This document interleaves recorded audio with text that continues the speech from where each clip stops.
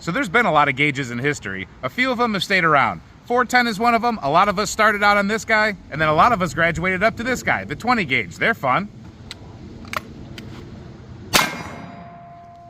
And then the majority of us graduated up to this guy, the 12 gauge.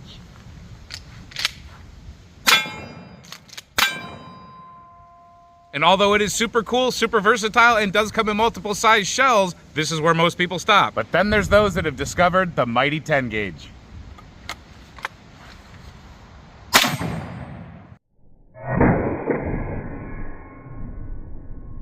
Now that's a totally different story. And in today's video, unfortunately, we're gonna have to talk about why we're probably gonna be planning a funeral for the 10 gauge.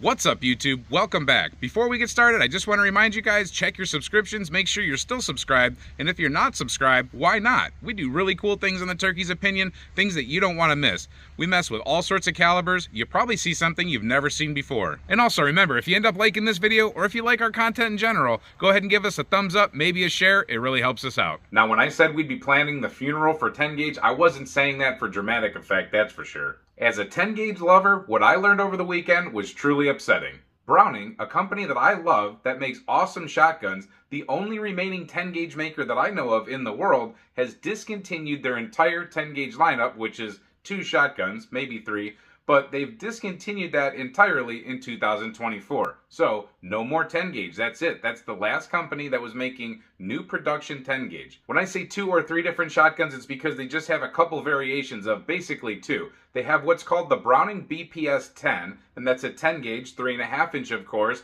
pump action shotgun. Those are sometimes found with a wood stock, more commonly found with the synthetic stock, and they do come in 2 different barrel lengths. Now, as far as semi-auto, some of you may be familiar with the Browning Gold 10, but more current production was the Gold Light 10. Pretty pricey shotgun, but very nice, and like I said, the only remaining semi-automatic shotgun that was on the market. It's not on the market anymore though, and that really stinks. So some other very disappointing discontinuations of 10 gauges have been the H&R lineup, which many of you may be familiar with. Those guns were chambered in just about everything, including a bunch of different rifle calibers, but now you can't find any H&R single shots. They are done. There's also the Ithaca Mag 10. It has its fans and it has its haters, but they can still be found. A lot of them are pretty beat up anymore. You can still find nice new ones, like new old stock in the box, but you're gonna pay a pretty price. Remington also had a 10 gauge semi-auto, and that was discontinued. This thing right here, 10 gauge, is trying real hard to go away. So currently, as it stands, like I said, no more production of any new 10 gauges that I know of from any other company. Now, has this happened in the past before? Yes. Browning in particular, the main subject of this video, has themselves discontinued and reintroduced their 10 gauge shotgun lineups in the past. So does this mean they're gone forever? I'm not sure. But I've been having a feeling for a long time now it's gonna go away, and it's gonna go away for good. So in my opinion, it's suffering a fate of unpopularity. People that are new incoming into the gun world, they don't hear about it. Unless you're a waterfowl hunter or you've been raised around 10 gauge for deer hunting or something like that, you probably don't really know about it. You're not that interested in it. It's just something that's not on your radar. For the people who are into it, this really stinks because we know that there's a domino effect sometimes, especially with a certain caliber or gauge that's just really going out of style, that can really cripple it forever. Now let me address something real quick because I know it's going to come up in the comment section, and especially with people that won't watch the video all the way through. People are going to say that the 3.5 inch 12 gauge can do everything that the 3.5 inch 10 gauge can do. However, that's not true. Stacking them side by side, they look pretty close, but you can definitely see a difference if you look hard enough. The bottom line is the 10 gauge will have a bigger payload, and if you hand load it, that's where it can really shine. The bigger bore diameter of the 10 gauge shotguns themselves, followed up by the bigger payload and the way that the columns get stacked, it's a different story for 10 gauge than it is for 3.5 inch 12 gauge in a lot of different scenarios. However, like I said, usually you have to be a hand loader or really know what you're doing with bird shooting to know what's going on with it. Then let's talk about slug hunting for a second. Now, whether you think you need a 3.5 inch gun for slug hunting or not, that's a different argument. But the longest one and most powerful one you used to be able to get was the Lightfield IDS Commander Plus. They no longer make this. Lightfield doesn't even make hunting ammunition anymore. So if you want a 3.5 inch slug to hunt with, you either have to track down extremely hard to find, rare ammo that you're probably not going to be able to find, roll your own, or go to 10 gauge 3.5 inch. Boom, here we go. Here's the answer. We have 3.5 inch slugs. And if you want to talk about buckshot payload, holy crap, how about 18 pellets of double-aught buck? So again, stacking the more common ones together, we have the 410, the 20 gauge, the 12 gauge, the 3-inch 12 gauge, the 3.5-inch hard to find 12 gauge, and then the 3.5-inch 10 gauge.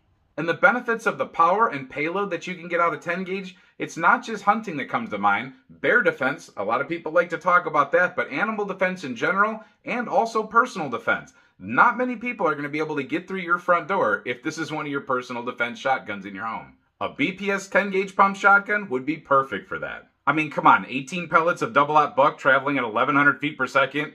That's no joke. And back to the funeral thing, I really do think this is bad news. I think this is going to create a cascade effect across the 10 gauge world.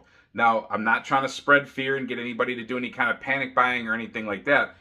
But trust me, the way it's going right now with 10 gauge, my biggest fear is starting to come true. And that is there will be no manufacturers making it. Therefore, there's less incentive to make new ammunition for it. The guns aren't going to be sold. People are going to start either hoarding, collecting, whatever they're going to do. These things are going to change in value. It's going to really mess up the market.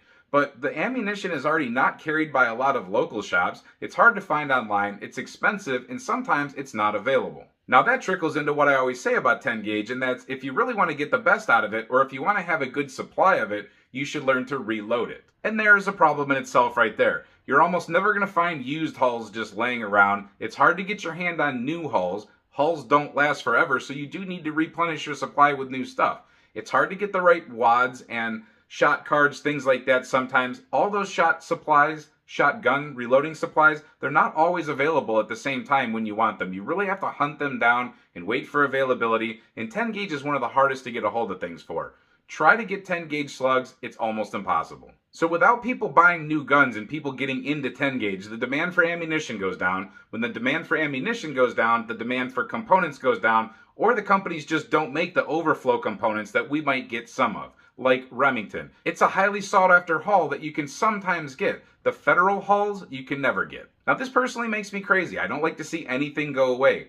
If you think I'm joking about 10 gauge going away, try to find some 8 gauge. 8 gauge used to be something, but it's not anymore. You can't find anything related to 8 gauge. If you even find a gun, you're going to pay a pretty penny. But now, try to feed that gun. It's impossible. So this has happened before, it can happen again. You can barely find support for the 3.5-inch 12 gauge at the moment. Heck, people want to go to shorty shells. They don't even like regular 12 gauge anymore. The gun world is really changing around big time. We've seen plenty of rifle and pistol calibers disappear. There's no reason it couldn't happen to this one. Now, one of the problems with some of these 10 gauge guns were they were very expensive, so people didn't exactly want to drop $1,750 or $2,000 on a brand new gold light, and that's what it would have cost you to get one of those. It was usually going to cost you a minimum of $800 to get yourself a BPS 10 gauge, and that's kind of a basic pump shotgun. So no pun intended, some of these companies kind of shot themselves in the foot as far as sales. And then what they do is they cry about sales, and they use that as an example or an excuse as to why they need to discontinue something. Just 2 weeks ago, before I knew anything about this, I was in my local shop, and I had a gold light 10 gauge in my hand. I really wanted it. It's $1,750. It was the right price. I was going to put it on layaway, but I had to get through Christmas. So I said, let me wait one more week. Nobody's really going to buy this. Well, I went back a week later, and guess what? Somebody gladly bought it. So I really screwed up. Now, I'm not going to have one of the guns that I want, probably without paying a pretty penny for it. But why didn't I buy it? Well, because $1,750 is a lot of money at the time. And that's a lot of money most of the time. I don't just have that kind of money laying around, and neither do a lot of you. So that's what makes people hold off on some of these decisions with buying some of these expensive guns sometimes. Therefore, the sales are down. Therefore, they say, hey, we can't justify making them anymore. I actually called Browning today because I don't like to go off rumors. I wanted to confirm. And they told me, yes, absolutely discontinued. And they didn't say until a certain time they're going to make another run. They said it's always possible they could come back with another run. But as far as they know right now, it's just a straight discontinue. They said there's a huge backlog on 12 gauge that they need to take care of. And then possibly, I guess, they might be getting back to 10 gauge at some point, but no promises. So that's just how it is. Prioritization does happen in companies. Now, do I agree with just stopping production? No. I don't understand why they couldn't just make enough to last them a couple years and then cease production for a while, take care of some other things. I don't know the finances and the economics of the gun world and how those companies work, but it seems like there's other ways to do things, but they just don't do it. When they discontinue something, we get no warning and it's gone. That, of course, drives up the price, The availability goes down, some people panic, some people just never get what they wanted. And this time they might be actually responsible for the death of the 10 gauge itself. So of course, what can we do about it? It would appear nothing, but it always helps to go ahead and pressure companies. If they realize there's a big enough demand, they might bring something back. I mean, these guns do sell. When you see them come out seasonally, in my opinion, they'll go on the auction sites and they'll be at the various online stores. There's the various prices. Like I said, the gold lights can be $1,750 all the way up to $2,200, $2,300. And every single year they sell out until next year when they come back. So there is a demand for them. These guns do sell. If you go online right now, you're just not going to find them. I'm not telling you to go online. I can't do that in a video, but I promise you, if you go try to hunt these things down, you're not going to find them. And if you do find them, you're going to start that whole auction thing. You're going to pay a lot of money for them. People already know what's up. People are figuring it out real quick. So personally, I would email, call, beg, bug, whatever you got to do to Browning to get their attention, to make sure that they know, especially with SHOT Show coming up. If anybody's going to go to SHOT Show, and if anybody can bend their ear, and if you care about 10 gauge, go there and pester them about 10 gauge. Let them know we want it. Let them know it's not all about 12 gauge. And here's a really weird and sad one to think about. Pretty much within the same year, they discontinue the 10 gauge and then they bring out the 28 gauge 3-inch. That makes no sense. Sorry to bring you guys bad news, but I gotta report the news. And this one affects me, and I know it's gonna affect some of you. Hopefully it's not all doom and gloom. Maybe this will turn around. So I guess all you can do for now is, if you want them, grab up the ones you stumble across now and enjoy the ones you already have. Even though this is a sad one, I hope you guys enjoy these kind of videos. And until we see you next time, stay safe, have fun, and keep shooting.